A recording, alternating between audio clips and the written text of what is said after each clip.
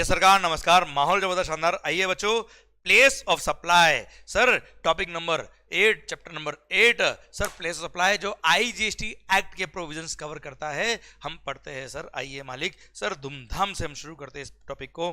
I hope sir last chapter RCM and eco पूरा clear, माहौल जबरदस्त शानदार आपके इन पे बन रहा है सर, और मजा आ रहा है आपके इन पर सरकार।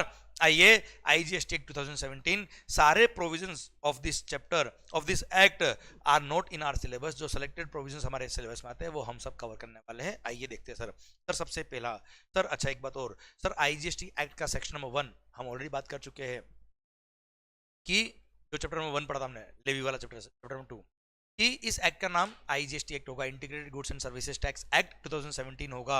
सेकंड सर, ये एक्ट 1 जुलाई 17 से एप्लीकेबल होगा, ये पूरे हिंदुस्तान में एप्लीकेबल होगा एक्सेप्ट जम्मू एंड कश्मीर, पर जम्मू एंड कश्मीर में भी 8 जुलाई 2017 से ये एप्लीकेबल हो गया। महबूबा मान गई। Clear sir? अभी पूरे इंडिया में ये अप्लाई होता है 1 जुलाई से, पूरे इंडिया में अप्लाई होता है आईजीएसटी एक्ट। ओके, आईजीएसटी क्या होता है ये मैं आपको ऑलरेडी बात बहुत अच्छे से समझा चुका हूं। अच्छा, सेक्शन नंबर 5 लेवी वाला सेक्शन मैं ऑलरेडी बात कर चुका हूं कि जो सेक्शन नंबर 9 था सीजीएसटी एक्ट का, वही सेक्शन नंबर 5 है आईजीएसटी एक्ट का बेटा। वहां मैक्सिमम रेट थी 20%, यहां मैक्सिमम रेट है 40%। वो इंट्रा स्टेट सप्लाई पे लगता है, ये इंटर स्टेट सप्लाई पे लगता है। Clear sir? ये कुछ बातें जो आईजीएसटी एक्ट के सेक्शन नंबर 5 में लिखी थी, मैं ऑलरेडी आपसे डिस्कस पूरा कर चुका हूं बच्चों। आइए अब हम बाकी के जो सेक्शन हमारे लिए रिलेवेंट है वो सब हम पढ़ रहे हैं। सबसे पहला section number 7 of IGST act, section number 7 of CGST act नहीं बच्चों। सर अब जो भी सेक्शन की मैं बात करूंगा, किसके करूंगा? आपसे आईजीएसटी एक्ट की बात करूंगा। इंटर स्टेट सप्लाई क्या होता है और इंट्रा स्टेट सप्लाई क्या होता है सर, वो शिद्दत से डिफाइन किया हुआ है हमारे आईजीएसटी एक्ट में, जिसको अब हम पढ़ रहे हैं सर। सबसे पहला point sir, inter state supply क्या होता है। देखिए बच्चों, सिलेक्टेड प्रोविजंस आपके सिलेबस में आते हैं, जितना सिलेबस में आता है उतना ही हम पढ़ेंगे आईजीएसटी एक्ट। सबसे पहला, अरे भाई, inter state between 2 states, Maharashtra से Gujarat, clear, is inter state. And intra state मतलब महाराष्ट्र से महाराष्ट्र, दैट्स इट, सिंपल। भले गुड्स हो या सर्विसेज हो। अच्छा, हो सकता है एक स्टेट से दूसरी यूनियन टेरिटरी जा रहा है, वो भी इंटर स्टेट। एक यूनियन टेरिटरी से दूसरी यूनियन टेरिटरी जा रहा है, वो भी क्या है? Inter state. Same union territory में वो क्या है? इंट्रा स्टेट, दैट्स इट, खत्म। पढ़ो। सप्लाई ऑफ गुड्स और services, where the location of the supplier, where the location of the supplier and place of supply, where the location of the supplier and place of supply are in 2 different states, 2 different union territories, or between one state and a union territory is interstate supply. Clear? यहाँ intra को पढ़ो एक बार। supply of goods or services where location of supplier and place of supply are in the same state or same union territory shall be treated as intra-state supply. Clear? एक और point है यहाँ पे, supply of goods और service और both in the taxable territory not being an intra state supply and not covered elsewhere in this section. Sir ऐसा कोई supply जो टैक्सेबल टेरिटरी में हुआ है और वो इंट्रा स्टेट सप्लाई की डेफिनेशन में नहीं आता है, और वो इंटर स्टेट सप्लाई की डेफिनेशन में भी नहीं आता है, वो भी क्या कहलाएगा? इंटर स्टेट सप्लाई कहलाएगा। क्लियर? एक रेसिडुअल प्रोविजन डाल रखा है अगर टैक्सेबल टेरिटरी के अंदर सप्लाई हुआ है तो।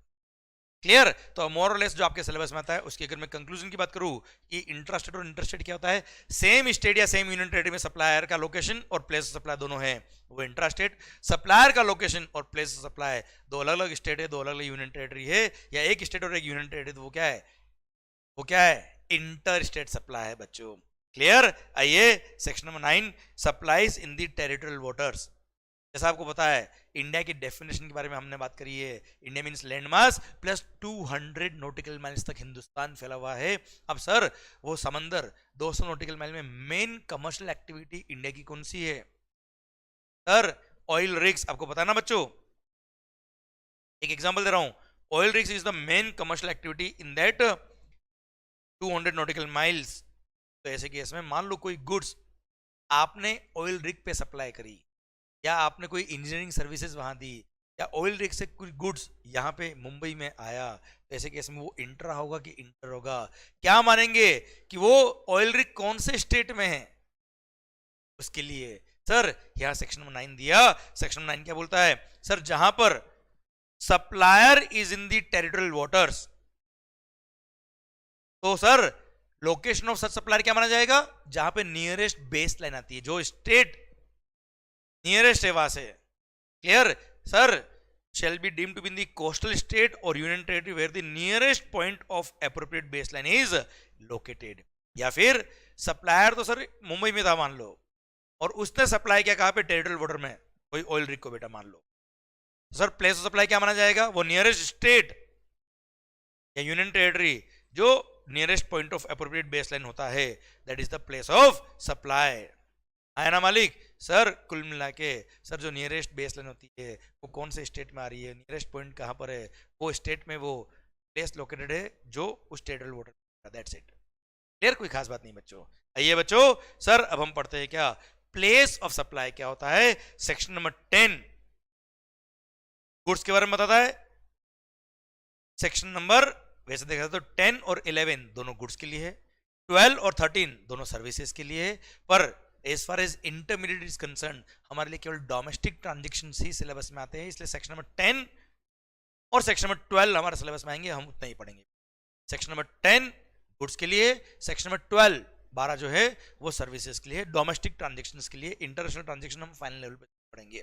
आओ बच्चों, place of supply of goods in case of domestic transactions. First sir जहां पर where the supply involves movement of the goods, where the supply involves movement of the goods, the place of supply shall be the location of the goods at the time at which movement terminates for delivery to the recipient।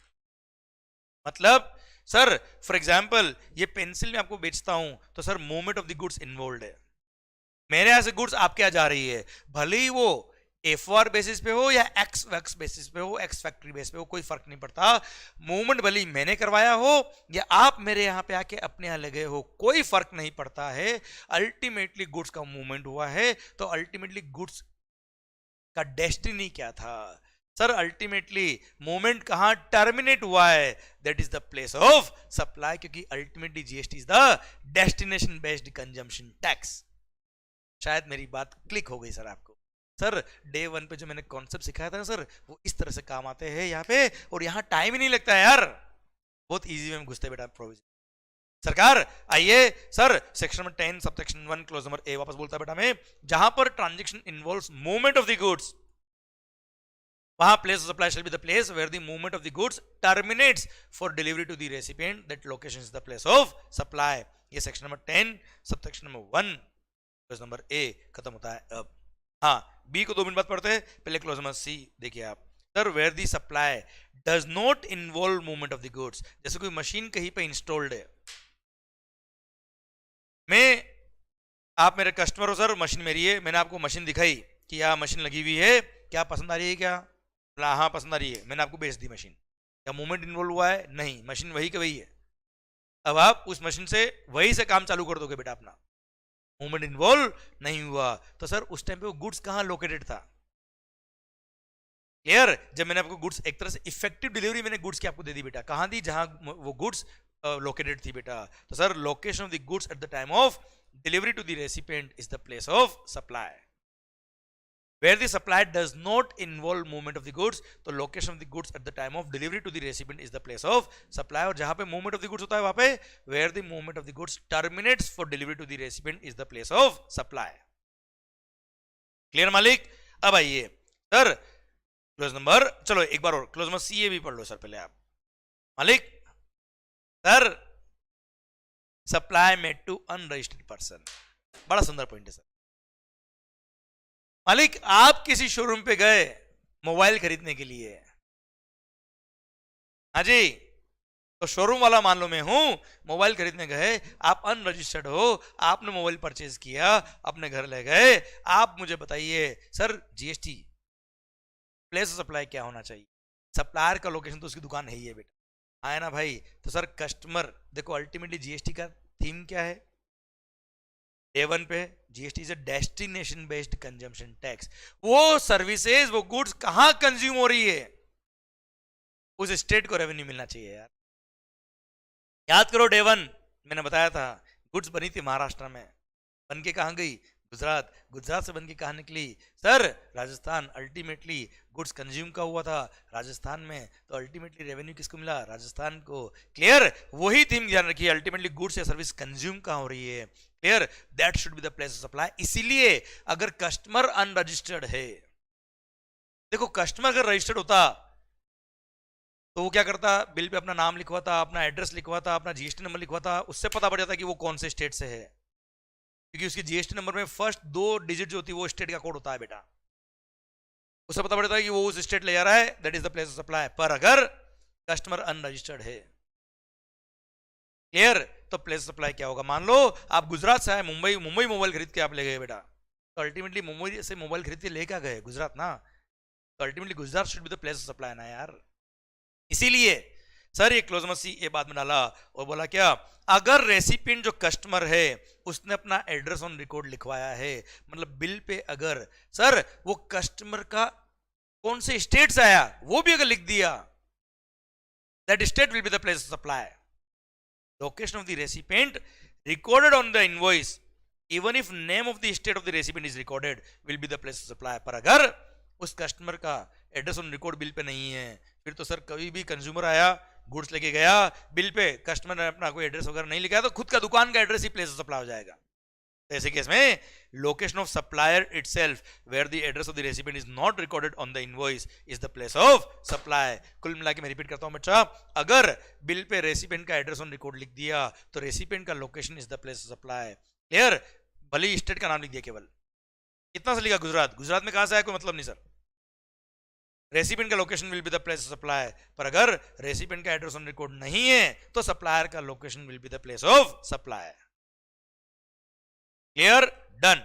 फिर clause number D, मालिक where the goods are assembled और installed at a site. अरे मैंने machine बेची है आपको, आपने बोला मेरे को मशीन यहां इंस्टॉल करके चाहिए, मैंने इंस्टॉल करके दी, तब जाकर आपने मुझे पैसे दिए, तो मैंने मशीन कहां इंस्टॉल करी, that is the place of supply. Place of installation और assembly will be the place of supply. कोई खास बात नहीं। एक बात और बीच में, B bill to ship to.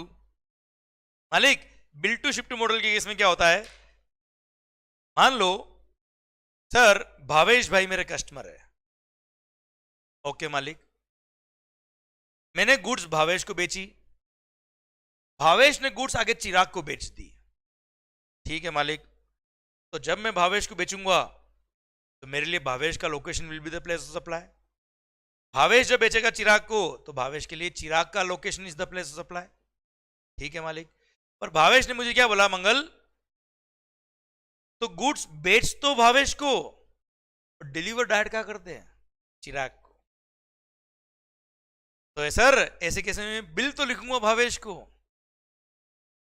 पर शिपिंग करूंगा किसको, चिराग को। Bill to ship to. अब भले ही गुड्स डिलीवर कहा हो रहा है वो अलग बात है, पर मेरा बिलिंग किसको हो रहा है, भावेश भाई को। तो भावेश भाई का प्रिंसिपल प्लेस ऑफ बिजनेस जो होगा that is the place of supply, principal place of business of buyer. मेरे लिए कौन था बायर, बस उसका location the place of supply. हाँ, भावेश भाई ने जो गुड्स बेचा होगा चिराग भाई को, भावेश जब बिल लिखेगा चिराग को, उसके लिए चिराग का location will be the place of supply, क्योंकि वहां गुड्स मूवमेंट होकर टर्मिनेट हो रही बेटा। मेरे लिए मेरे जो कस्टमर है उनका location is the place of supply. Clear, done. ये रहा बेटा एक एग्जांपल के लिए मैंने समझाया। सप्लायर ऑफ गुड्स यशवंत वाइम, इसने बिलिंग किया किसको, मिस्टर सी, मतलब भावेश भाई हमारे एग्जांपल में। क्लियर, और भावेश ने बोला क्या, मंगल तू गुड्स भेज देना, कहा डायरेक्ट चिराग भाई को। तो मंगल ने क्या किया, गुड्स डायरेक्ट भेजी कहां, चिराग को। पर मैंने बिल किसको लिखा बेटा, भावेश को। तो मेरे लिए जो ये सप्लाई नंबर 1 है, मैंने जो बेचा है माल, मेरे लिए place of supply will B Bhavesh का लोकेशन, इस पर सेक्शन नंबर 10(1)(b। और भावेश भाई ने जो गुड्स बेची है किसको, चिराग को। भले डायरेक्ट डिलीवर किया यशवंत ने, पर बेचा तो माल किसने, भावेश ने बेचा ना चिराग को यार। ये सप्लाई नंबर 2 हो गया। उसके लिए प्लेस सप्लाई क्या होगा सर, चिराग भाई का लोकेशन, क्योंकि इसके लिए movement of the goods terminate क्या हुआ है, चिराग क्या हुआ है, भले डायरेक्ट यहां से आया पर टर्मिनेट तो यह हुआ ना बेटा। तो सर सप्लाई नंबर 2 के लिए सर चिराग भाई का location is the place of supply. ये मैंने एग्जांपल दोनों यहां पे दे रखे। क्लियर है, ये बिल्ड टू शिफ्ट वाला मॉडल खत्म होता है। अब आइए एक last point section number 10 sub section 1 clause number ई।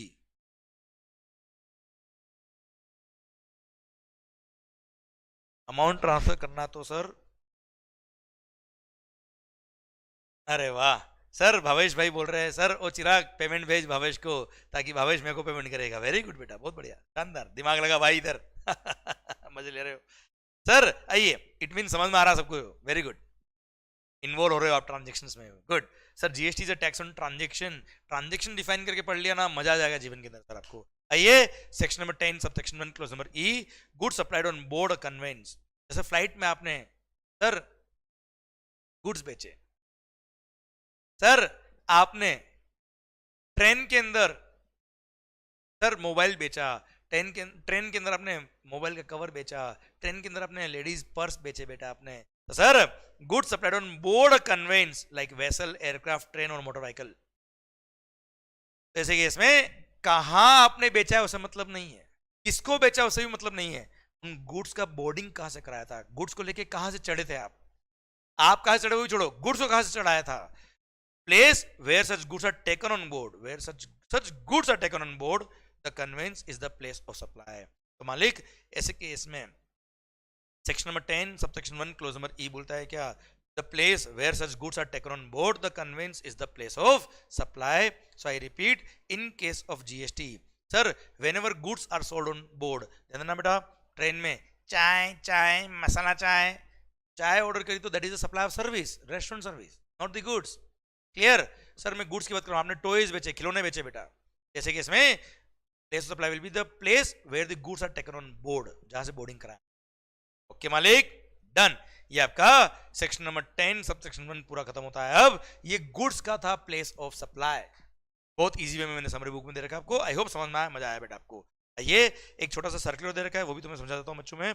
सर अगर मान लो ई कॉमर्स प्लेटफॉर्म के थ्रू कोई गुड्स बेचा है,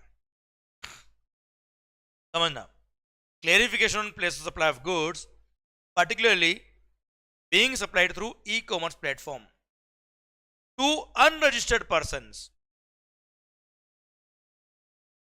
देख भाई, नॉर्मल दुकान पे अगर कोई आदमी आता है जो अनरजिस्टर्ड है और उसको माल बेचा है, उसका एड्रेस ऑन रिकॉर्ड अगर मैंने बिल पे लिखा है, भले नाम ऑफ द स्टेट लिख दिया तो भी location of the recipient is the place of supply, नहीं तो फिर एड्रेस ऑन रिकॉर्ड नहीं है, सप्लायर रेसिपिएंट का कस्टमर का कोई एड्रेस ही नहीं है साहब, स्टेट का नाम ही नहीं पता, तो सप्लायर का location he place of supply होता है। क्लियर। अब यहां पर आपने ई कॉमर्स के थ्रू बेचा है बेटा, आपने किसको बेचा है, अनरजिस्टर्ड को। देख रजिस्टर्ड को अगर बेचा होता तो रजिस्टर्ड पर्सन ने अपना सर जीएसटी नंबर दिया होता, जीएसटी नंबर से आइडेंटिफाई हो जाता है क्या, उसका स्टेट कौन सा है, फर्स्ट 2 डिजिट से ही वही प्लेस ऑफ सप्लाई होता है बेटा। क्लियर। अनरजिस्टर्ड पर्सन को बेचा है जहां पे billing address is different from the address of delivery of the goods. Clear. जैसे आपने भी कई बार करा होगा ना सर, आपने ऑनलाइन शॉपिंग करी अपनी गर्लफ्रेंड है ना भाई सर, या बॉयफ्रेंड के लिए, इस द केस में भी बिलिंग एड्रेस तो आपने आपका डाला होगा, डिलीवरी गर्लफ्रेंड क्या कराई होगी, है ना मालिक। तो सर अब वो ई कॉमर्स ऑपरेटर जो माल बेच रहा है या ई कॉमर्स प्लेटफॉर्म के थ्रू जो सप्लायर गुड्स बेच रहा है, वो प्लेस ऑफ सप्लाई क्या लिखेगा। क्लियर।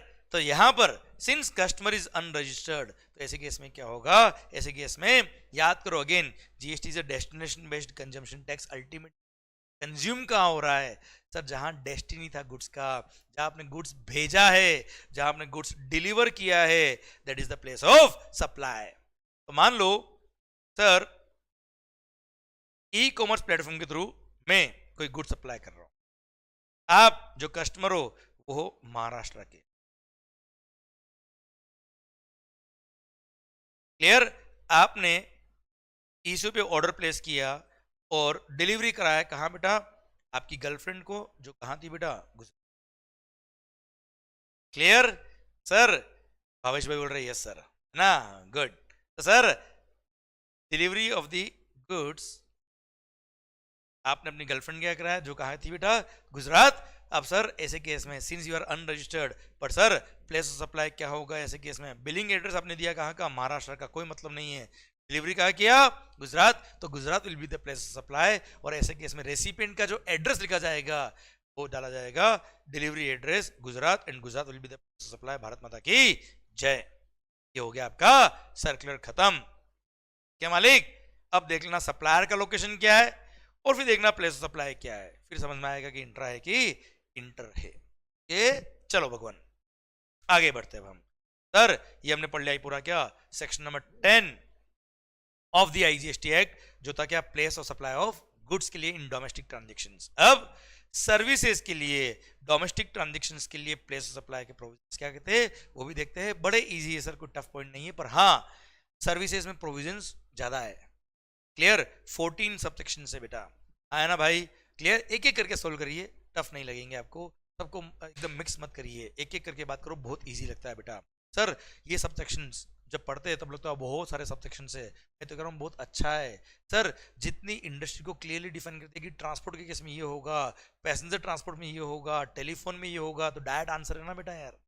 एग्जाम में तो घुमा फिरा के क्वेश्चन आ ही नहीं पाएगा, फिर तो साफ लिख दिया कि इस केस में ये प्लेस सप्लाई है, तो फिर वहां पे एग्जाम में दिमाग लगाना ही नहीं लगाना है अपने को, इसलिए mindset should be very easy. आइए बच्चों, sir section number 12 subsection number 1 ये बोलता है क्या कि अगर सप्लायर का लोकेशन एंड रेसिपिएंट का लोकेशन दोनों ही टैक्सेबल टेरिटरी का है, दोनों ही इंडिया का है, तो ऐसे केस में उन सर्विसेज के लिए प्लेस ऑफ सप्लाई का सेक्शन नंबर 12 के अकॉर्डिंग प्रोविजंस के अकॉर्डिंग प्लेस ऑफ सप्लाई निकाला जाएगा, and following subsection shall be followed. कुल मिला के सेक्शन 12 कब लगेगा? डोमेस्टिक ट्रांजेक्शन लगेगा। ये कहा लिखा? सबसेक्शन 1 में लिखा। क्लियर? अब सबसेक्शन 2 एक जनरल प्रोविजन है बेटा। सबसेक्शन 3 से लेके 14 में, आई रिपीट 3 से लेके 14 में स्पेसिफिक सर्विसेज कवर्ड है। 3 से लेकर 14 में स्पेसिफिक सर्विसेज कवर्ड है। अगर आपने कोई स्पेसिफिक सर्विस दी है जिसके लिए सबसेक्शन 3 से लेके 14 में आपकी सर्विस कवर होती है, तो प्लेस ऑफ सप्लाई के प्रोविजंस वहां देखिएगा। जैसे इम्यूल प्रॉपर्टी रिलेटेड सर्विसेज के लिए सबसेक्शन 3 दे रखा है, जैसे ट्रांसपोर्टेशन पैसेंजर के लिए दे रखा है प्रोविजन, जैसे ट्रेनिंग और कोचिंग सर्विस के लिए अलग से सेक्शन दे रखा है, रेस्टोरेंट सर्विस के लिए अलग से प्रोविजन दे रखा है। क्लियर? तो जिन स्पेसिफिक सर्विसेज के लिए स्पेसिफिक सबसेक्शन दे रखा है वहां पे तो वो रेस्पेक्टिव स्पेसिफिक सबसेक्शन लगाइएगा, पर जहां पर स्पेसिफिक प्रोविजन नहीं दे रखा वहां पर जनरल प्रोविजन लगेगा, और जनरल प्रोविजन दे रखा है सेक्शन नंबर 12 सबसेक्शन नंबर 2 में। अब सिंस स्पेसिफिक सर्विसेज को छोड़ दो तो बाकी सब सर्विसेज के लिए सबसेक्शन 2 लगता है, इसलिए इसको रेसिडुअल प्रोविजन भी बोलते हैं। और वह बोलता है क्या? अगर recipient is registered in GST. General provision क्या बोलता है बेटा? अगर recipient is registered under GST तो रेसिपिएंट का location will be the place of supply. देखो हम पढ़ रहे हैं सर्विसेज बेटा, गुड्स नहीं पढ़ रहे। गुड्स में तो क्या होता है, ये गुड्स मैंने मूवमेंट हुआ, कहां डिलीवर किया, कहां इंस्टॉल किया, that is the place of supply. पर ये तो सर्विसेज है, कंसल्टेंसी सर्विसेज, मैनेजमेंट सर्विसेज, और हाँ है ना सर आप मुझे बताओ मार्केटिंग सर्विसेज। सर यहाँ पे कोई फिजिकल मूवमेंट तो है नहीं गुड्स का कि मैंने आपको कंसल्टेंसी यहाँ दी। अरे कंसल्टेंसी तो होता ओवर द फोन दे दी, होता ओवर ईमेल दे दी। क्लियर? अगर कंसल्टेंसी ओवर द फोन दी, ओवर द ईमेल दी, तो मेरे मालिक प्लेस ऑफ सप्लाई क्या होगा? हो सकता है क्लाइंट के ऑफिस में सर्विस सप्लायर खुद चला गया, हो सकता है क्लाइंट सर्विस सप्लायर के ऑफिस में आ गया, हो सकता है दोनों थर्ड प्लेस पे कहीं मिले। तो सर्विसेज में प्लेस ऑफ सप्लाई क्या होगा? उसके लिए सबसेक्शन 2 दे रखा है, और सबसेक्शन 2 बोलता है क्या? अगर recipient is registered in GST तो मानेंगे कि उसने अपने बिजनेस के लिए सर्विस ली है, और जो उसका लोकेशन है वहीं पे सर्विसेज कंज्यूम हुई, उसी के लिए सर्विसेज काम आई, इसलिए रेसिपिएंट का location will be the place of supply. और अगर रेसिपिएंट जीएसटी में रजिस्टर्ड नहीं है, क्लियर, पर उसका एड्रेस ऑन रिकॉर्ड है, तो फिर location of the recipient will be the place of supply. और उसका अगर एड्रेस ऑन रिकॉर्ड नहीं है तो फिर सप्लायर का location will be the place of supply. I repeat, अगर रेसिपिएंट का एड्रेस ऑन रिकॉर्ड है, अगर रेसिपिएंट का एड्रेस ऑन रिकॉर्ड है, तो रेसिपिएंट का location he place of supply हो जाएगा, that is the destination based consumption tax. पर रेसिपिएंट का लोकेशन रिकॉर्ड नहीं है तो फिर सप्लायर का लोकेशन क्या हो जाएगा, प्लेस ऑफ सप्लाई। पर ये बात नहीं आएगी अगर रेसिपिएंट क्या है, रजिस्टर्ड है, तो बात ही खत्म, उसी का location is the place of supply. Clear, खत्म। ये था जनरल प्रोविजन बेटा। आइए अब स्पेसिफिक प्रोविजन पढ़ते हैं, बड़े इजी प्रोविजन से। सबसे पहला point, services in relation to immovable property, जैसे कंस्ट्रक्शन सर्विस हो गया, वर्क्स कॉन्ट्रैक्ट सर्विस हो गया, sir real estate agent services हो गया, सर कंस्ट्रक्शन का कोऑर्डिनेशन का कोई काम कर रहा है ना मालिक, आर्किटेक्ट सर्विसेज हो गया, इंटीरियर डेकोरेटर सर्विसेज हो गया, होटल अकोमोडेशन सर्विसेज हो गया, बैंक्वेट हॉल बुकिंग सर्विसेज हो गया, शादी में मैरिज गार्डन बुक किया आपने बेटा, कोई कॉन्फ्रेंस हॉल बुक किया आपने। क्लियर सर, हाउस बोट के अंदर hotel accommodation includes house boat also बेटा। क्लियर, या उससे रिलेटेड कोई भी एंसिलरी सर्विसेज हो गई which are in relation to immovable property, उन सब के लिए प्लेस सप्लाई क्या है आप खुद बताइए। जहां प्रॉपर्टी बन रही है वहां मैंने सर्विसेज दी है, तो place of supply shall be the location जहां पर इमूवेबल प्रॉपर्टी और बोट और वेसल इज लोकेटेड और intended to be located is the place of supply. हाँ, वो प्रॉपर्टी अगर आउट ऑफ इंडिया होती तो रेसिपिएंट का location will be the place of supply. I repeat sir, कुल मिला के डेस्टिनेशन बेस्ड कंजम्पशन टैक्स ना यार, डेस्टिनेशन बेस्ड कंजम्पशन टैक्स जहां सर्विसेज कंज्यूम हुई, मैंने कंस्ट्रक्शन किया कहां किया भाई बता, यहां पे क्या, that is the place of supply. Recipient कहीं का भी मतलब नहीं है। क्लियर, पर अगर immovable property is located outside India तो ऐसे केस में रेसिपिएंट का लोकेशन देखने का, वरना नहीं बेटा। और अगर वो इमूवेबल प्रॉपर्टी या बोट या वेसल या hotel is located in multiple states और union territory, then each state और union territory respectively will be the place of supply. और ऐसे केस में प्रोपोर्शनेट वैल्यूएशन मैकेनिज्म यूज करना पड़ेगा, और sir her state will be the place of supply. Example देता मैं आपको बेटा, सर उसके लिए रूल नंबर 4 दे रखा है, वहां एग्जांपल देता हूं मैं आपको बताता हूं। आइए, ये रहा रूल नंबर 4, जैसे hotel accommodation, hotel in guest house club camp site etcetera. अगर मान लो कोई होटल है जो दिल्ली में भी है बेटा, ताज होटल, मुंबई में भी है, गुजरात में भी है बेटा। अब आपने होटल बुक करा है, 1 लाख रुपए दिया, 4 दिन रुके दिल्ली में, 3 दिन रुके गुजरात में, 2 दिन रुके महाराष्ट्र में, प्लेस सप्लाई क्या होगा, number of night stayed at each state location. Here 4:3:2 is the location, is the place of supply respective state wise. Number of night state के रेस्पेक्ट में क्या कर देंगे, प्रोपोर्शनल डिवाइड कर देंगे। अच्छा हाँ, अगर कॉन्ट्रैक्ट के अंदर ही वैल्यूएशन मैकेनिज्म क्लियर किया हुआ कि बॉम्बे वाले होटल का प्राइस इतना रहेगा, गुजरात वाले का इतना रहेगा, दिल्ली वाले के लिए इतना रहेगा, तो respective state will be the place of supply for respective value जो कॉन्ट्रैक्ट में डिफाइन किया हुआ है। और कॉन्ट्रैक्ट में डिफाइन नहीं किया, डायरेक्ट 1 लाख रुपए दिया आपने बेटा, ऐसे केस में number of night stayed at each location उस according place of supply define करेंगे proportionately for each state. And sir in case of house boat और वेसल, जैसे कि इसमें sir time spend, hours spend, कितना टाइम आपने spend किया। जैसे सर केरला में हाउस बोट चलती है बेटा, सर मान लो दूसरे स्टेट में भी क्रॉस करती है, 3 घंटे दूसरे स्टेट में रही, 9 घंटे दूसरे स्टेट में रही, तो सर 3:9 के रेशियो में प्लेस ऑफ सप्लाई डिवाइड कर देंगे और respective state will be the place of supply. Clear, और इसके लिए डिक्लेरेशन देगा कौन, सर्विस प्रोवाइडर की 3 घंटे इस स्टेट में था, 9 घंटे इस स्टेट में था, that respective state will be the place of supply. And sir बाकी सारे केस में देखो, अगर मल्टीपल स्टेट में इमूवेबल प्रॉपर्टी लोकेटेड है और होटल अकोमोडेशन और हाउस बोट के अलावा कोई और सर्विस है, जैसे रियल एस्टेट एजेंट हो गया, सर मल्टीपल स्टेट में आपने प्रॉपर्टी दिलवाई और उसके लिए कमीशन एक साथ ले लिया बेटा सब मिला के। अब सर कौन सा state will place of supply है, जहां जहां प्रॉपर्टी लोकेटेड है। क्लियर, किस रेशियो में, एरिया ऑफ इमूवेबल प्रॉपर्टी के रेशियो में प्लेस ऑफ सप्लाई डिफाइन करेंगे। रेस्पेक्टिव स्टेट और union territory will be the place of supply in respect of all other services in relation to immovable property और all other services which are ancillary to immovable property related services. जहां पे multiple state में property located होती है, वहां area of immovable property के ratio में divide कर देंगे रेस्पेक्टिव स्टेट को, और रेवेन्यू डिवाइड करके respective state is the place of supply. Clear, done.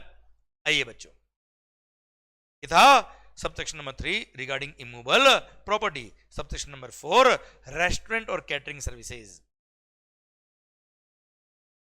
Grooming services, personal grooming services, fitness services, beauty treatment services, health services including cosmetic और plastic surgery services. तो इन सब के केस में place of supply क्या होगा, where the services are actually performed. मतलब आप सैलून गए तो उसने सर्विसेज कहां परफॉर्म करी? सलोन में तो परफॉर्म करी भाई, that is the place of supply. आप किसी रेस्टोरेंट में गए तो रेस्टोरेंट ने सर्विसेज कहां परफॉर्म करी? खुद की जगह परफॉर्म करी बेटा, that is the place of supply. Outdoor catering वाले ने कहां कैटरिंग करी? That is the place of supply. तो where the services are actually performed are the place of supply. फिर ट्रेनिंग और परफॉर्मेंस अप्रेजल सर्विसेज, ट्रेनिंग और performance appraisal services जैसे coaching services. अगर मैंने B2B सप्लाई किया है, जैसे मैंने सर किसी कॉर्पोरेट को ट्रेनिंग दी है बेटा, या मैंने किसी कोचिंग इंस्टीट्यूट को बिल लिखा है बेटा, क्लियर, सामने वाला person is also registered in GST. या मान लो सर जो पर्सन, आप मान लो स्टूडेंट हो और आप जीएसटी में रजिस्टर्ड हो और आपने अपने बिजनेस के लिए सर्विसेज मेरे से ली है बेटा, जैसे कि इसमें B2B सप्लाई अगर है तो location of such registered person will be the place of supply, मतलब रेसिपिएंट का location is the place of supply. पर अगर B2C है, जैसे आप लोग जो स्टूडेंट्स हो who is not registered in GST, तो सर ऐसे केस में where the services are actually performed is the place of supply, जहां मैंने सर्विसेज एक्चुअली परफॉर्म करी that is the place of supply. Clear, जैसे आप मेरे क्लासरूम में आए, मैंने क्लासरूम में पढ़ाया, तो जहां क्लासरूम लोकेटेड था, जहां मैंने सर्विसेज परफॉर्म करी that is the place of supply. अब कहेंगे सर आप तो ऑनलाइन पढ़ा रहे हो, सर मैंने सर्विसेज कहां परफॉर्म करी है? आपके यहाँ पे। हाँ देख लो आपको कहां बैठे हो आप बेटा, आपके यहाँ के पढ़ा रहा हूं मैं, ध्यान रखना ऑनलाइन बैठ के, क्लियर। तो आपका location is the place of supply because मैंने सर्विसेज वहां परफॉर्म करी आपके यहाँ पे बेटा, क्लियर। फिर आता है क्या सर, किसी इवेंट में या अम्यूजमेंट पार्क में आपने एडमिशन लिया है बेटा, एडमिशन मतलब आप अम्यूजमेंट पार्क में एडमिट नहीं हो गए बेटा, टिकट, एंट्री टिकट, मूवी देखने गए, इमेजिका गए, वाटर पार्क गए, है ना भाई, किसी भी अम्यूजमेंट इवेंट में गए, कोई एंटरटेनमेंट इवेंट में गए, कोई स्पोर्ट्स इवेंट में गए, कोई क्रिकेट मैच देखने गए, उसका टिकट लिया आपने, या बुक माई शो ने एंसिलरी सर्विसेज दी, एंसिलरी टू एडमिशन मतलब कमीशन लिया उसने, उन सब के लिए प्लेस सप्लाई क्या है? जहां इवेंट हो रहा है या होने वाला, that is the place of supply. Where the event is actually held और वेयर द पार्क और the other place is located, that is the place of supply. ये तो क्या क्या एडमिशन टू इवेंट। अब है इवेंट मैनेजमेंट सर्विसेज, आप event organise कर रहे हो, इवेंट मैनेजमेंट की सर्विसेज दे रहे हो, या उससे रिलेटेड कोई एंसिलरी सर्विसेज दे रहे हो, या किसी इवेंट को आप स्पॉन्सर कर रहे हो, क्लियर। इन सब के लिए प्लेस ऑफ सप्लाई क्या होता है सरकार? यहाँ पे अगेन ये B2B है या B2C है। अगर B2B सप्लाई है मतलब recipient is registered in GST, तो रेसिपिएंट का location is the place of supply, बात ही खत्म, आगे देखने का ही नहीं। अगर B2C ट्रांजेक्शन है, if recipient is not registered in GST, तो कहां इवेंट हो रहा है? That is the place of supply. पर अगर इवेंट आउट ऑफ इंडिया हो रहा है तो सर ऐसे केस में रेसिपिएंट का location will be the place of supply, अगर इवेंट आउट ऑफ इंडिया हो रहा है तो। पर मालिक सर अगर इवेंट इंडिया में हो रहा है तो जहां इवेंट हो रहा है that is the place of supply, पर event more than one state में हुआ तो, जैसे सर कोई इवेंट हुआ है, किसी की शादी थी बेटा, एक फंक्शन किया गुजरात में, एक फंक्शन किया गोवा में, एक फंक्शन किया राजस्थान में, इवेंट वाला एक ही आदमी था, उसने बिल लिखा 1 करोड़ रुपए का। अब तीनों जगह सर इवेंट मैनेजमेंट की सर्विसेज उसने दी है, B2C सप्लाई था, तो respective state will be the place of supply. और ऐसे केस में अगर कॉन्ट्रैक्ट के अंदर वैल्यूएशन मैकेनिज्म दे रखा कि इस स्टेट के लिए वैल्यू इतना रहेगा, इस स्टेट का चार्ज इतना है, इस स्टेट के लिए मेरा इवेंट मैनेजमेंट का फीस इतना है, तो respective fees respective state is the place of supply. पर ऐसा वैल्यूएशन मैकेनिज्म कॉन्ट्रैक्ट में डिफाइन नहीं किया हुआ है, तो रूल नंबर 5 ने डिफाइन किया क्या? जनरली एक्सेप्टेड अकाउंटिंग प्रिंसिपल के हिसाब से देखना पड़ेगा सर, मेरा रूल नंबर 5 क्या बोलता है सर? अगर कॉन्ट्रैक्ट में ऐसा कुछ टर्म्स नहीं दे रखा कि कौन से स्टेट में जो सर्विसेज दी उसके लिए फीस इतनी होगी, ऐसा कुछ डिफाइन नहीं किया है, तो generally accepted accounting principles follow करने पड़ेंगे। और सर एज पर जनरली अकाउंटिंग प्रिंसिपल के हिसाब से आप रेस्पेक्टिव स्टेट वाइज जो इवेंट हुए हैं उसकी वैल्यूएशन मैकेनिज्म निकालेंगे, और रेस्पेक्टिव वैल्यू के लिए respective state will be the place of supply. Clear, this is how rule number 5 will apply in case अगर इवेंट मैनेजमेंट की सर्विसेज आपने दी है, ऑर्गेनाइजिंग द इवेंट या ancillary services relating to organising the event, या फिर sponsorship services of such event, तो ऐसे केस में प्लेस ऑफ सप्लाई। B2B अगर है बात ही खत्म, आगे देखने के ही नहीं बेटा। देख भाई मल्टीपल स्टेट में हो, आउट ऑफ इंडिया हो, एक ही स्टेट में हो, I don't care, if the recipient is registered तो रेसिपिएंट का location is the place of supply. पर अगर रेसिपिएंट जीएसटी में रजिस्टर्ड नहीं है तो बात आएगी कि सर कहां पे किस स्टेट में वो इवेंट हुआ था, that is the place of supply. Event अगर आउट ऑफ इंडिया हुआ तो रेसिपिएंट का लोकेशन, इवेंट मल्टीपल स्टेट हुआ तो respective state is the place of supply for respective value. Contract में अगर ऐसा वैल्यूएशन मैकेनिज्म नहीं दे रखा तो sir generally accepted accounting principle के हिसाब से respective state will be the place of supply for respective value. पर अगर सर रेसिपिएंट रजिस्टर्ड है तो इतनी बातें करने का ही नहीं, डायरेक्ट रेसिपिएंट का location is the place of supply. Clear, done. ये था सब रूल नंबर 7। अब एक काम करता हूं, सेक्शन नंबर 12 के अंदर जितना मैंने पढ़ाया ना बेटा, एक बार उसको रिवाइज कराता मैं, फिर आगे वाले सबसेक्शन की बात करूंगा। क्योंकि क्या होता है, जब जब मल्टीपल सबसेक्शन होता है ना सर, तो जब हम पढ़ते तो अपने को लगता है जीवन आगे बढ़ रहा है, पर अब तक जो हुआ हम भूलते जा रहे हैं, कि जिंदगी पीछे छूटती जा रही है और हम आगे बढ़ते जा रहे हैं, ऐसा लगता है। क्लियर, ह्यूमन बीइंग है हम सब लोग। तो ऐसे केस में जब भी आपको ऐसा फील आए तो एक बार रिवाइज करो सर। चलिए मैं बोलता हूं बेटा आपके लिए, सेक्शन नंबर 12 सब सेक्शन 1 क्या बोलता है बेटा, जहां पे सप्लायर और रेसिपिएंट दोनों ही टैक्सेबल टेरिटरी के हैं। मेरी तरफ ध्यान, बुक में नहीं बेटा। क्लियर, तो पूरा आपको सर मन से एक बार रिवाइज हो जाएगा बेटा। जहां पे सप्लायर और रेसिपिएंट दोनों ही कहां के बेटा, टैक्सेबल टेरिटरी के हैं, तो ही सेक्शन नंबर 12 लगेगा, वरना सेक्शन नंबर 13 लग जाएगा बेटा। तो हम तो डोमेस्टिक ट्रांजेक्शन पढ़ रहे हैं, दोनों टैक्सेबल टेरिटरी के लिए पढ़ रहे हैं बेटा। सब सेक्शन नंबर 2 से बात शुरू करते हैं बेटा। सब सेक्शन 2 बोलता है क्या, अगर आपकी सर्विसेज सब सेक्शन नंबर 3 से लेके 14 में कवर होती है तो वो रेस्पेक्टिव सब सेक्शन देखिए, उससे प्लेस ऑफ सप्लाई निकालिए। पर अगर आपकी सर्विसेज वहां कवर नहीं होती है तो जिसका कोई नहीं, उसका sub section number 2 residual provision बोलता है क्या मालिक सर, ये बोलता है क्या, अगर रेसिपिएंट जीएसटी में रजिस्टर्ड है तो पिक्चर ही खत्म। रेसिपिएंट का location will be the place of supply. पर अगर रेसिपिएंट जीएसटी में रजिस्टर्ड नहीं है तो उसका एड्रेस ऑन रिकॉर्ड अगर है, बिल पे एड्रेस लिखा हुआ है, कॉन्ट्रैक्ट में एड्रेस लिखा हुआ है रेसिपिएंट का, तो उसका location is the place of supply. पर उसका एड्रेस ऑन रिकॉर्ड नहीं है तो फिर सप्लायर का खुद का लोकेशन क्या हो जाएगा बच्चे, प्लेस ऑफ सप्लाई। ये हो गया जनरल प्रोविजन। सब सेक्शन 3 बोलता है services in relation to immovable property and ancillary services relating to immovable property including hotel accommodation, house boat services. Clear, इन सब के केस में प्लेस ऑफ सप्लाई क्या होगा, जहां वो इमूवेबल प्रॉपर्टी लोकेटेड है या intended to be located, that is the place of supply. और अगर वो immovable property out of India located है तो रेसिपिएंट का लोकेशन। अगर वो प्रॉपर्टी मल्टीपल स्टेट में है तो सर होटल अकोमोडेशन में number of night stayed, house boat के केस में time spent, and sir other services relating to immovable property जो मल्टीपल स्टेट में, वहां पे एरिया ऑफ इमूवेबल प्रॉपर्टी के रेशियो में डिवाइड कर देंगे वैल्यू को, respective state will be the place of supply. Clear, done. फिर सब सेक्शन नंबर 4 बोलता है क्या, restaurant services, outdoor catering services, beauty treatment, health services, cosmetic और plastic surgery services, then personal grooming services. ये सब personal nature की services जो है इनके लिए प्लेस ऑफ सप्लाई क्या होगा, जहां सर्विसेज एक्चुअली परफॉर्म करी, that is the place of supply. Sub section number 5 training और परफॉर्मेंस अप्रेजल सर्विसेज। अगर B2B सप्लाई है तो रेसिपिएंट का location will be the place of supply. B2C अगर है तो कहां मैंने कोचिंग पढ़ाया है, वेयर दी सर्विसेज, जहां मैंने ट्रेनिंग दी है, where the services are actually performed is the place of supply. ये सब सेक्शन नंबर 5 कहता है बेटा। फिर सब सेक्शन नंबर 6 बोलता है क्या, अगर किसी इवेंट में आपने एडमिशन लिया है, टिकट लिया है बेटा मालिक, या उससे रिलेटेड कोई एंसिलरी सर्विसेज दी है, जैसे bookmyshow.com ने सर्विसेज दी, उसने फीस चार्ज किया, कमीशन चार्ज किया, कन्वीनियंस फीस चार्ज किया और एडमिशन टू इवेंट, या कोई अम्यूजमेंट पार्क या फैसिलिटी, तो ऐसे कैसे प्लेस ऑफ सप्लाई क्या है, कहां वो इवेंट हो रहा है, that is the place of supply. अब नेक्स्ट सब सेक्शन 7 बोलता है क्या, ऑर्गेनाइजिंग द इवेंट और services ancillary to organising the event, या फिर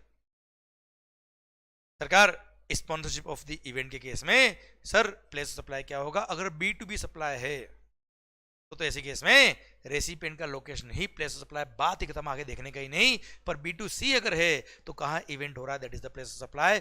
इवेंट अगर आउट ऑफ इंडिया हो रहा है तो रेसिपिएंट का लोकेशन, इवेंट मल्टीपल स्टेट में हो रहा है तो वैल्यूएशन मैकेनिज्म अगर कॉन्ट्रैक्ट में डिफाइन किया हुआ कि इस स्टेट के लिए ये प्लेस ऑफ सप्लाई का अमाउंट ये रहेगा, इस स्टेट के लिए वैल्यू ऑफ सप्लाई ये रहेगा, तो respective state, respective value, respective place of supply. पर अगर ऐसा कुछ कॉन्ट्रैक्ट में डिफाइन नहीं है तो ऐसे केस में generally accepted accounting principles follow करके respective state proportionately will be the value of supply. Clear. फिर आता है क्या सर, आइए बच्चों सब सेक्शन नंबर 8।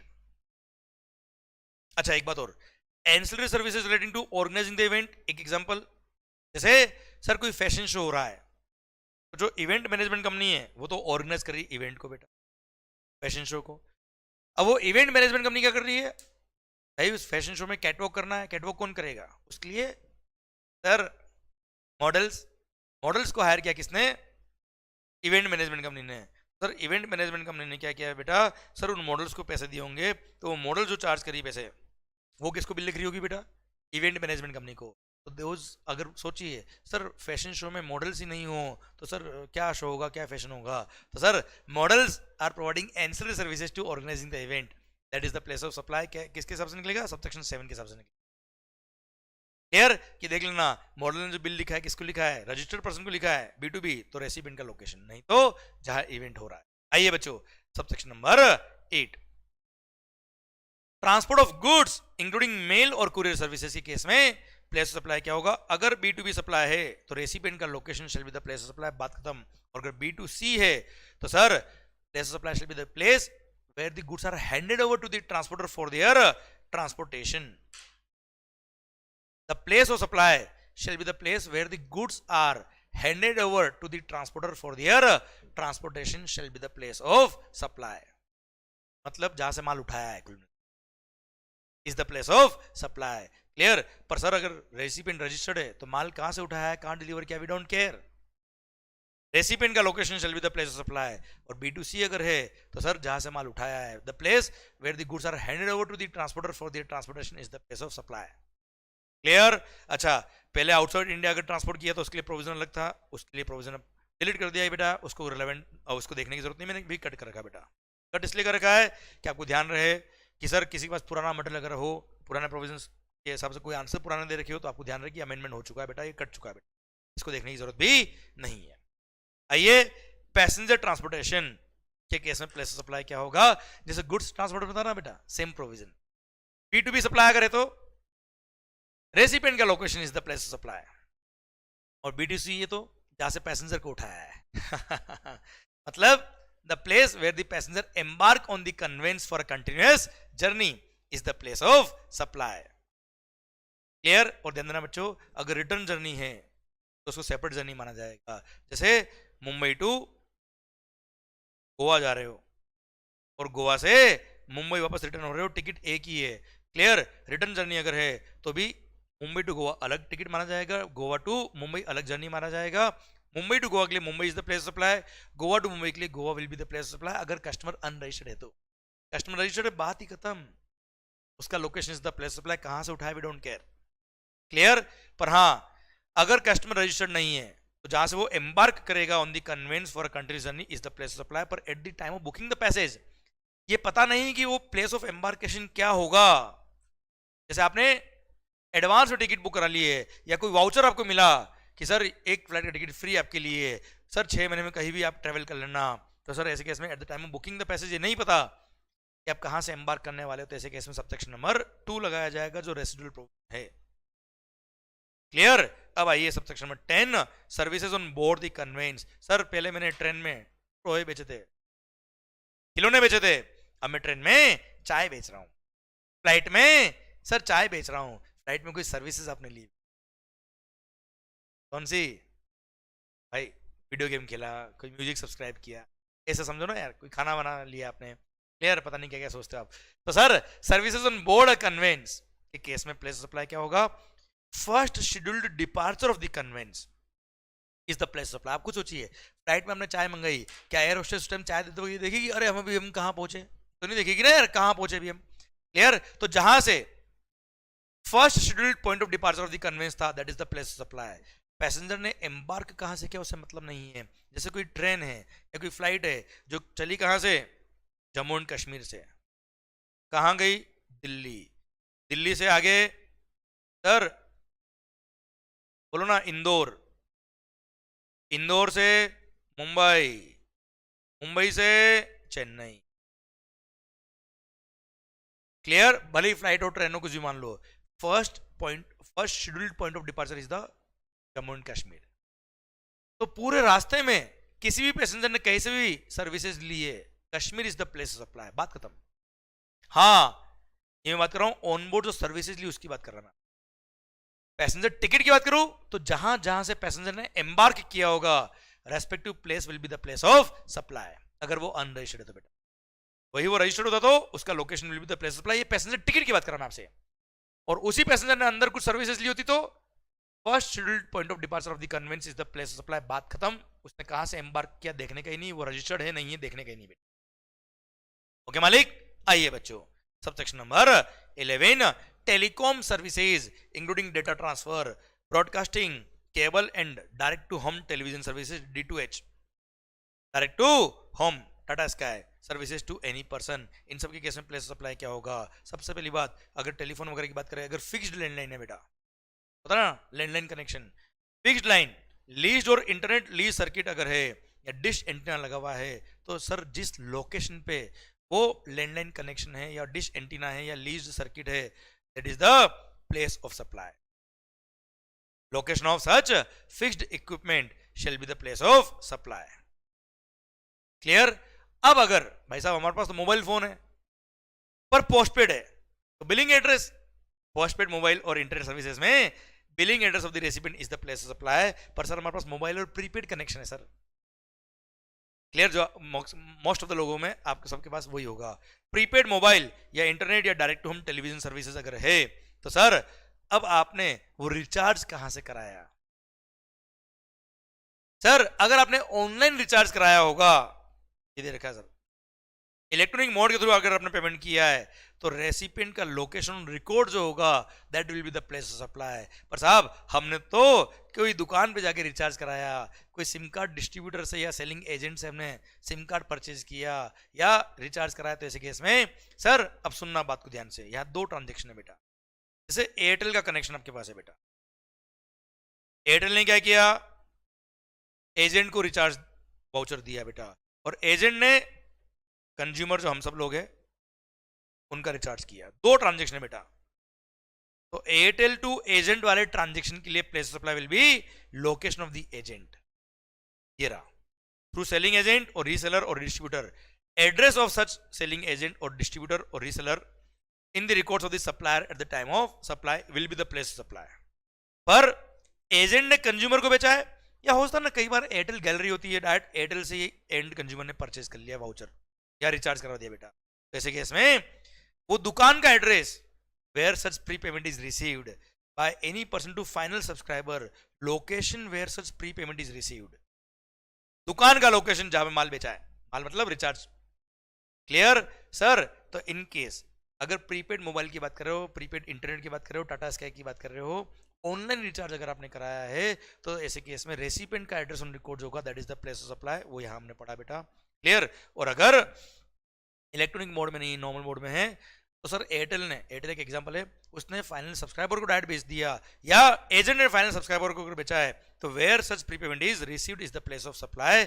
और सर अगर एयरटेल ने सर सेलिंग एजेंट को बेचा है या डिस्ट्रीब्यूटर को बेचा है, एजेंट को बेचा, तो ऐसे केस में वो सेलिंग एजेंट या डिस्ट्रीब्यूटर का लोकेशन जो होगा that is the place of supply. Clear sir? फिर आता है क्या अदर केसेस, अगर कोई केस बच गया हो, अगर ऊपर कवर नहीं होता है, तो ऐसे केस में अगेन रेसिपिएंट का location is the place of supply, और रेसिपिएंट का एड्रेस ऑन रिकॉर्ड नहीं है, तो फिर सप्लायर का location will be the place of supply. Clear? अब आ रहा है क्या लीज्ड सर्किट। लीज सर्किट में क्या होता है बेटा, जहां वो लीज सर्किट लोकेटेड है that is the place of supply. पर अगर लीज सर्किट मोर देन वन स्टेट में लोकेटेड है, तो respective state will be the place of supply. और कॉन्ट्रैक्ट के अंदर डिफाइन किया हुआ कि इस स्टेट के लिए वैल्यू ये रहेगा, तो respective state is the place of supply for respective value. पर कॉन्ट्रैक्ट में डिफाइन नहीं किया हुआ, तो रूल नंबर 6 देखना पड़ेगा। रूल नंबर 6 क्या बोलता है बेटा, देखिए ध्यान से।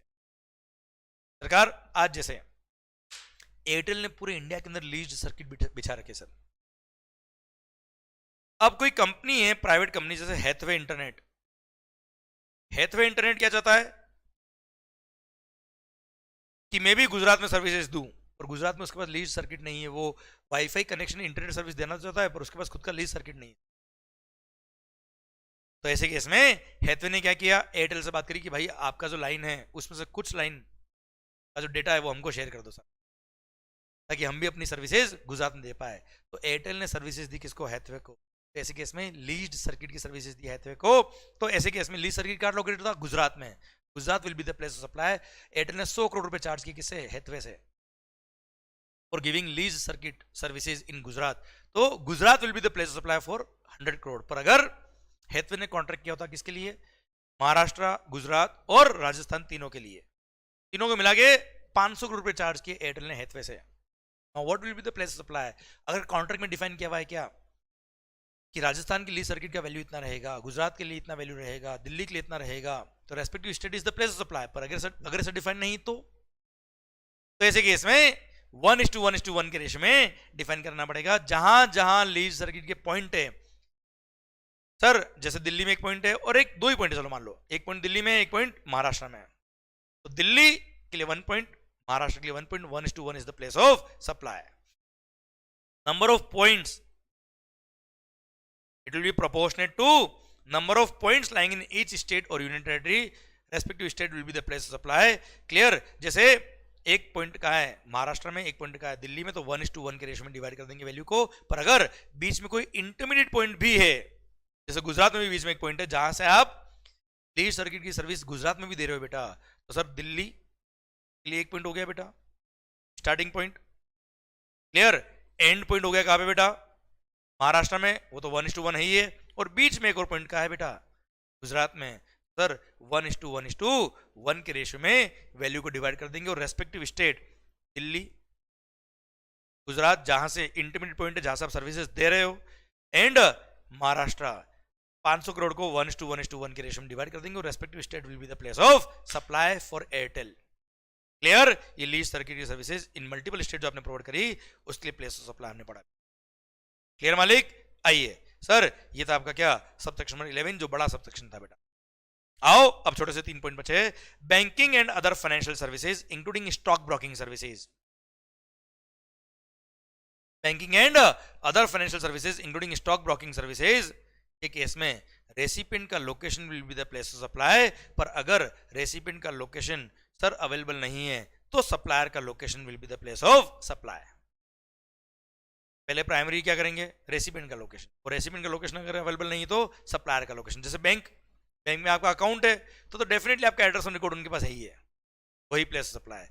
सर पर मान लो मेरा बैंक में अकाउंट नहीं है, मैं तो केवल एक डिमांड ड्राफ्ट बनाने गया और डिमांड ड्राफ्ट के लिए उन्होंने 100 रुपए मेरे से चार्जेस लिए, देखिए 1 लाख रुपए का डिमांड ड्राफ्ट बनवाया, डिमांड ड्राफ्ट 1 लाख रुपए जो दिए वो तो कोई सप्लाई नहीं है, तो मनी था केवल, इसलिए 100 रुपए सर्विस फीस चार्ज किया, वो 100 रुपए का लिए प्लेस ऑफ सप्लाई क्या होगा, सर मेरा एड्रेस और रिकॉर्ड इनके पास नहीं है, तो बैंक का लोकेशन ही क्या हो जाएगा, प्लेस ऑफ सप्लाई।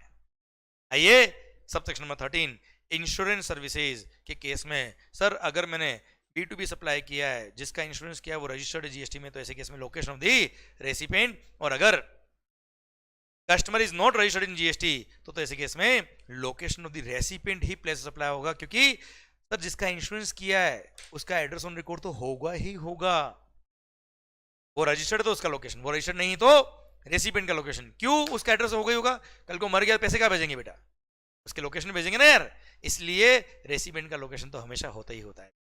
इसलिए इंश्योरेंस सर्विस के केस में B2B सप्लाई में रेसिपिएंट का लोकेशन, और B2C के केस में रेसिपिएंट का एड्रेस ऑन रिकॉर्ड होगा ही होगा, उसका location is the place of supply. And last subsection में 14 एडवर्टाइजमेंट सर्विसेज आपने दिए किसको, central government, state government, union territory, sir कोई statutory body, local authority which is meant for states और यूनियन टेरिटरी, मतलब एडवर्टाइजमेंट सर्विसेज दी आपने government को, तो वो एडवर्टाइजमेंट कहां कहां डिसेमिनेट हो रहा है, कौन से स्टेट में वो एडवर्टाइजमेंट डिस्प्ले हो रहा है, that state is the place of supply. और अगर वो एडवर्टाइजमेंट मल्टीपल स्टेट्स में अगर डिस्प्ले हो रहा है तो रेस्पेक्टिव स्टेट के लिए जो वैल्यूएशन मैकेनिज्म फिक्स किया कॉन्ट्रैक्ट में, that respective value will be the place of supply for each state, और अगर वो डिफाइन नहीं तो इस पर वैल्यूएशन मैकेनिज्म आपको देखना पड़ेगा, इस पर रूल जो हमको पढ़ने की जरूरत नहीं है बेटा। Clear, proportionate value in case of multiple state और यूनियन टेरिटरी, जहां पर वो एडवर्टाइजमेंट इज डिसेमिनेटेड, ब्रॉडकास्टेड और डिस्प्लेड, जहां जहां वो एडवर्टाइजमेंट रन हुआ है, that is the place of supply. Clear, ये था सेक्शन नंबर 12 सबसेक्शन नंबर 14। अब ध्यान रखिएगा बेटा, अगर आपकी सर्विसेज सबसेक्शन नंबर 3 से लेकर 14 में कवर नहीं होती है तो सबसेक्शन नंबर 2 देखने का। मैं मानता हूं सेक्शन नंबर 12 में मल्टीपल सबसेक्शन है, इसलिए कभी कभी अपनों लगता है और इतने सारे सबसेक्शन, टेंशन नहीं लेने का। मैं एक क्वेश्चन पूछता हूं आपसे, चलो एक सिंपल सा क्वेश्चन मेरा आपसे, मान लो एबीसी प्राइवेट लिमिटेड ने पीक्यूआर, सॉरी एबीसी, चलो मैं एक चार्टर्ड अकाउंटेंट, मैंने कंसल्टेंसी सर्विसेज दी एबीसी प्राइवेट लिमिटेड को रिगार्डिंग जीएसटी, उसके लिए फीस चार्ज किया ₹1 lakh, what will be the place of supply? This is the simple question. तो ध्यान रखिए, जब भी ऐसे क्वेश्चन आपके सामने आ जाए तो सबसे पहले चेक करो सबसेक्शन 3 से लेके 14 में कवर है क्या, चेक करो। 3 था किसके लिए? इमूवेबल प्रॉपर्टी वाला, इमूवेबल प्रॉपर्टी फॉर रेस्टोरेंट और catering services, beauty treatment, health services, cosmetic, plastic surgery, उसमें नहीं था। 5 ट्रेनिंग और परफॉर्मेंस अप्रेजल सर्विसेज, मैंने कोई कोचिंग तो दी नहीं बेटा, कंसल्टेंसी दी मैंने। 6 इवेंट में एडमिशन वाली सर्विसेज। 7 इवेंट मैनेजमेंट या स्पॉन्सरशिप सर्विसेज या एंसिलरी सर्विसेज बेटा। 8 गुड्स ट्रांसपोर्टेशन नहीं। 9 passenger transportation. 10 onboard services, flight में मैंने सर्विसेज दी। 11 sir telephone services, broadcasting services, याद आया बेटा आपको? Data transfer services, leased circuit की सर्विसेज, इंटरनेट सर्विसेज। फिर 12 banking and other financial services including stock broking services. 13 sir insurance services. 14 advertisement to government वाली सर्विसेज। देखिए, मैंने आपके लिए ऑडिट किया, मैंने आपको कंसल्टेंसी दिया, कहीं पे भी ये कवर नहीं था सबसेक्शन 3 से लेके 14 में। तो सर जिसका कोई नहीं उसका सबसेक्शन नंबर 2, और सबसेक्शन नंबर 2 क्या बोलता है? अगर B2B ट्रांजेक्शन है, अगर recipient is registered in GST, तो रेसिपिएंट का location will B place of supply, और रेसिपिएंट अगर जीएसटी में रजिस्टर्ड नहीं है तो सर ऐसे केस में सर उसका एड्रेस ऑन रिकॉर्ड अगर है रेसिपिएंट का तो वो, नहीं तो फिर सप्लायर का location will be the place of supply. अब मैंने कंसल्टेंसी दी जिसको, देख लेना वो रजिस्टर्ड है कि नहीं है। रजिस्टर्ड है, बात खत्म, उसका लोकेशन। रजिस्टर्ड नहीं है, अब देखो क्या उसका एड्रेस ऑन रिकॉर्ड मेरे पास है, अगर है तो वो location is the place of supply, वो नहीं है तो सप्लायर का location will be the place of supply. इसी के साथ भारत माता की जय। ये पूरा सेक्शन में 12 का कॉन्फिडेंस आपका अब 100% बढ़ गया होगा। ये समरी बुक बहुत ही सुंदर दे रखी मैंने, इससे एक बार जरूर आप रिवाइज करिएगा। आया ना भाई? बहुत बढ़िया है सर, गुड गुड चिराग, क्लियर, डन। आइए सर, ये जो आईजीएसटी के रिलेवेंट रूल्स थे वो जहाँ आए थे रेफर, वो भी हमने पढ़ लिए बच्चों। सर एक सर्कुलर लास्ट बचा है हमारे लिए एडवर्टीजमेंट सेक्टर को लेके, वो भी देख लेते हैं sir. Sir clarification regarding place of supply in case of supply of services in respect of advertisement sector. अब एडवर्टाइजिंग सेक्टर के लिए प्लेस ऑफ सप्लाई क्या होगा? मैं आपको सर इसमें 2 केस दे रखे हैं, केस नंबर 1, केस नंबर 2, और इन दोनों का क्लेरिफिकेशन दे रखा है कि place of supply case number 1 में ये होगा, केस नंबर 2 में प्लेस ऑफ सप्लाई ये रहेगा। मैं आपको बहुत ही सुंदर तरीके से यहां समझा देता हूं। सरकार सिंपल समझिए, आज मान लो मुंबई मरीन ड्राइव, यहां मुझे किसी होर्डिंग पे एड लगवाना है सर, इनडायरेक्ट टैक्स का सीए इंटरमीडिएट का fast track batch by CA Yashwant Mangal is now available throughout the country. Clear sir? अब मेरे को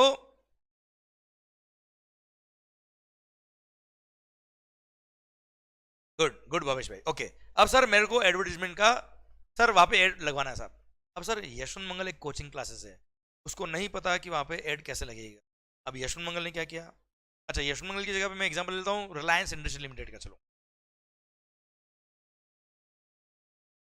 आप प्लीज ट्रांजेक्शन समझिएगा, ये सर्कुलर अपना आप समझ में आएगा। इतना जो लिखा ना सर, ये सब ट्रांजेक्शन को डिफाइन किया हुआ बेटा, ओके? अब यह समझना, अपने आप समझ में आएगा, फिर एक रीड करोगे अपना आप काम हो जाएगा बेटा।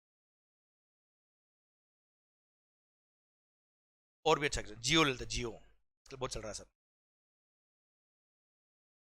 आज जियो को एडवर्टीजमेंट करना है सर, होर्डिंग्स पे एड लगवाना है साहब। आप समझने की कोशिश करना, इसने क्या किया,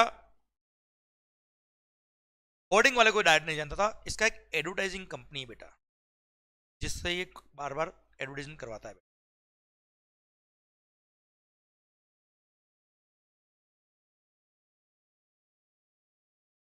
सर जिसका नाम है क्या,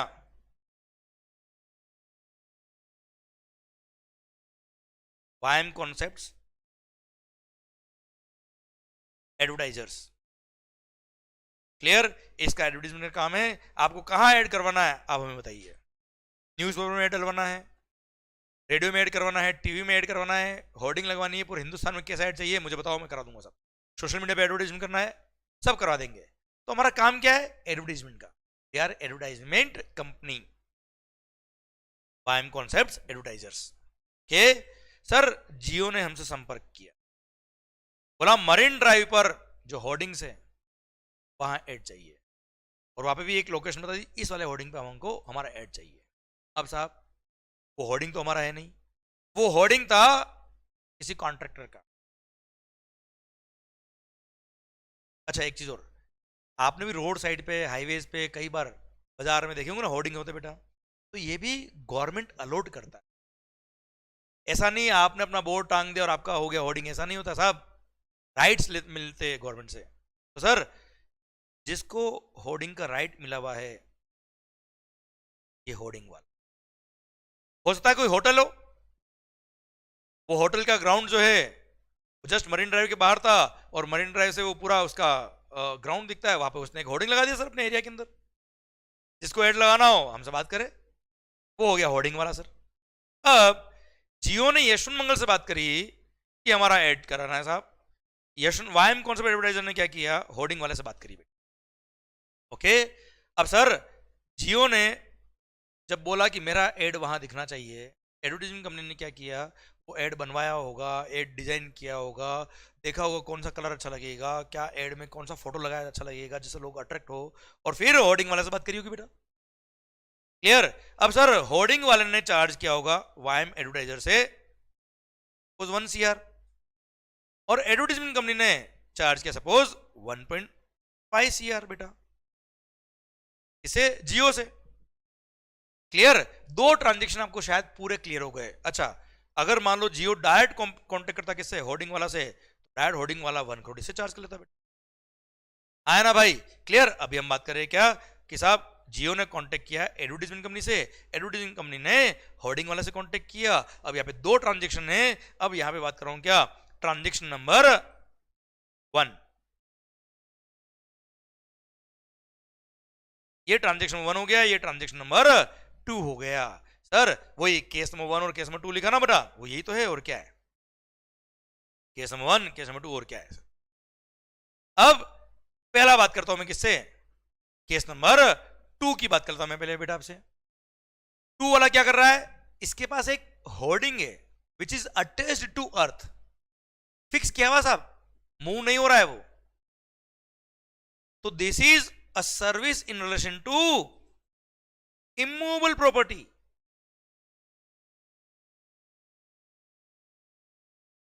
क्लियर। तो सर ये इमूवेबल प्रॉपर्टी रिलेटेड सर्विसेज दे रहा है, और सर होर्डिंग वाले ने जो चार्ज किया है that is a service in relation to immovable property. और आपको पता है services in relation to immovable property के लिए प्लेस ऑफ सप्लाई का सेक्शन नंबर 12 सबसेक्शन नंबर 3 लगेगा, और सर सेक्शन नंबर 12 सबसेक्शन 3 बोलता है क्या, जहां प्रॉपर्टी लोकेटेड है that is the place of supply. Clear. Sir ये तो हो गया क्या, होर्डिंग वाले ने जो बिल लिखा 1 CR का वाइम कॉन्सेप्ट्स एडवर्टाइजर्स को, उसके लिए। नाउ एडवर्टाइजमेंट कंपनी ने क्या किया बेटा, एड बनवाया, डिजाइन करवाया, कौन से होर्डिंग में लगना चाहिए, कहां लगना चाहिए, क्या लोकेशन होना चाहिए, वो सब फिक्स करवाया। तो advertisement company is not just providing services in relation to immovable property, वो पूरा एडवर्टाइजमेंट कर रहे हैं बेटा, they are providing advertisement services, they are not providing hiring of the that area, वो प्रॉपर्टी नहीं दी उन्होंने। Clear. they are creating the entire ad and they are just providing advertisement services as a contract as a whole, they are not giving any property on rent। Sir यहाँ पे hoarding वाले को देखा जाए तो hoarding वाले ने property rent पे दी है, किसको, होर्डिंग अपने आप में एक इमूवेबल प्रॉपर्टी हो गया बेटा, उसने रेंट पे दी किसको, एडवर्टाइजमेंट कंपनी को। अब उसने बोला एडवर्टाइजमेंट कंपनी को क्या, तेरे मर्जी उसका एड लगा, जियो का लगाना जियो का लगा, यशवंत का लगाना यशवंत का लगा, सर XYZ का लगाना XYZ का लगा, मैंने देखो ये रेंट पे दे दिया साहब 1 महीने के लिए, उसके लिए 1 CR चार्ज करूंगा मैं। That is a service in relation to immovable property, जहां पे सेक्शन नंबर 12 सबसेक्शन 3 लगेगा, और services in relation to immovable property का प्रोविजन वहां लगेगा।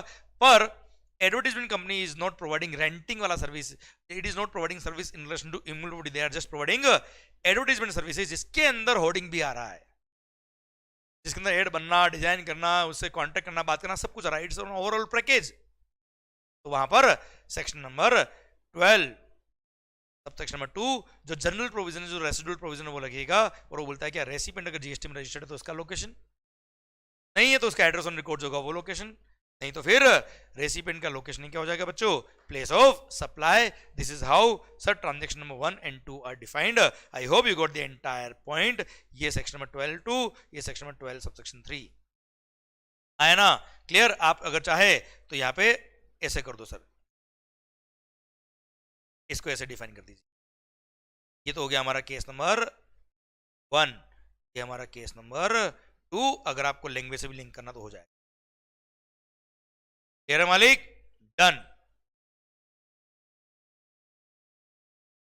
ओके सर, ये मैंने बहुत सुंदरता से आपको समझा दिया है। इसी के साथ भारत माता की जय। और बहुत ही सुंदर सा एक मैसेज मैंने आपके लिए लिखा है बच्चों। सर ये टॉपिक, ये चैप्टर, छोटा सा टॉपिक जो आपके कोर्स में था खत्म होता है अब। सर क्या लिखा है, जिसे हारने का डर नहीं, जीत उससे नहीं। बच्चों कभी हारने के बारे में सोच, जो होगा देखा जाएगा, लगा दो अपनी पूरी ताकत, जब तक तोड़ेंगे नहीं तब तक छोड़ेंगे नहीं। सर डरने का नहीं जीवन के अंदर। सर आप क्या कर सकते हो, अपना बेस्ट कर सकते हो, जो बेस्ट आपके लिए पॉसिबल है वो आप करिए, बाकी भगवान पे छोड़ दीजिए। सर डरने का नहीं, लाइफ के अंदर खुल के जियो, मस्त होके पढ़ाई करो, खुश होके पढ़ाई करो, पूरा कॉन्फिडेंस के साथ करो, तो सर लाइफ डेफिनेटली ब्लेसिंग देगा and definitely life will be better for you.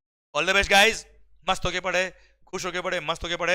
And sir ये चैप्टर को रिवाइज करिए, क्योंकि अगला टॉपिक हमारा होगा क्या, exhibitions under GST. I hope you are getting the entire concept, I hope you are getting the entire topic, और sir इनको अच्छे से आप रिवाइज कर रहे हो। Thank you so much, bye bye, take care, love you lot, take care. पर sir आपके इन पे रिवाइज होना is, thank you, bye bye.